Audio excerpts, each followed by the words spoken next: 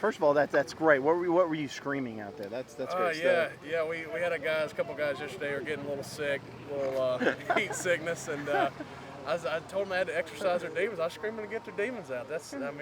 Once you get that first good little upchuck, you're good to go for the rest of the day.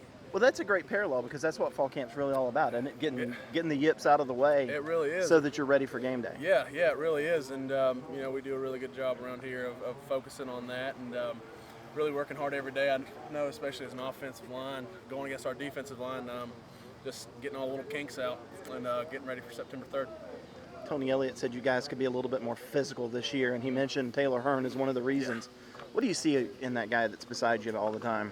I mean, he's just a dog. I tell you, he's nasty. He's mean. He wants to hurt people. And I mean, nothing against Eric last year. I mean, because Eric, he's the same way. But Taylor's just one of those guys where he's just country strong, and he's just a good old boy that just wants to put you on your back every play, and that's what makes him special and makes him tick. I mean, that's what gives him his juice, so to say. He's a guy that's a go-getter, and it's awesome having him beside me. What's Fru Morgan like in his nature? And is he like that, or is he more? Well, yeah, he's a guy that he's so technically sound. I mean, he's over there before practice. I mean, getting his sets in and everything, and he's more of like more of a Mitch. He's just real quiet, doesn't say a lot. We like to joke with him and pick on him a little bit, but no, he's just a guy that's so technically sound and has so much ceiling. That's it's going to be really good see how he progresses through not only the summer but through the season, because that's kind of our goal is every week is just to get better every week. Caldwell said something interesting with right tackle in his mind is every bit as important as left tackle. Oh, yeah. Because in college the ball's moving around and just the scheme. Yep. So does that put a lot on Jake? Or because everyone knows that Hyde had this great year last year, but Fru goes into his first year. I mean, Jake is Jake, and I don't think it should really add any pressure, just because everyone's important. In all reality, if Taylor Hearn doesn't block a guy, he's no more or less important than if Mitch misses a block. So I don't think that should add any more pressure. And Jake's got a real cool head, especially out on the field. I'm really glad that he got a lot of experience last year, some meaningful snaps coming in for Joe. So it shouldn't add any more pressure. And if he just plays his game, he's going to be fine, and he shouldn't have to worry at all. It's a program that has not had a lot of offensive linemen drafted highly. You're going to be in that boat next year. You got some younger guys here. Is that trend starting to turn around, where Clemson's going to start putting more guys? Yeah. We definitely hope so, and because if we're getting drafted, that means that we're doing pretty good. So, but really, we just want to focus on guys here, and if we do happen to get drafted, if guys in the future happen to get drafted, that's awesome. But it's all about Clemson while you're here, and your performance will kind of carry you to the next level. So if guys really do what they should and play the way they should, then there should be no problem with it. Just a reflection of the performance here. Exactly. And I think that we have we've really stepped up our game, and don't want to say taking more pride in it, because we've always taken pride in, ever since I've been here as an offensive line, but it's just almost a different mentality. It's just that we want to be the best. And, we've always said we wanted to be the best, but now I really feel like it's an attitude. And just that's what makes us come out and work every day, is that we want to be the best. And we're very prideful of our work. And Coach Caldwell really instills that in us, that, if you put your name on it, it should be good. Don't put your name on something that ain't worth putting it on. And so that's why we come out every day and just try to give it our best so we can be the best we can. These first couple of days, awful for offensive linemen, you can't hit anybody. Yeah. It's not too fun. Because especially you don't have any pads to grab onto.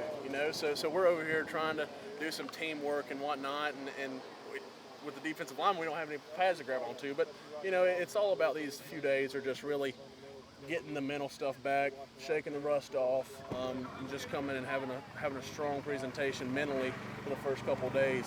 And then, tomorrow, whenever we're getting shells and we have our shoulder pads on and everything, that's whenever it starts to really add the physical aspect to it.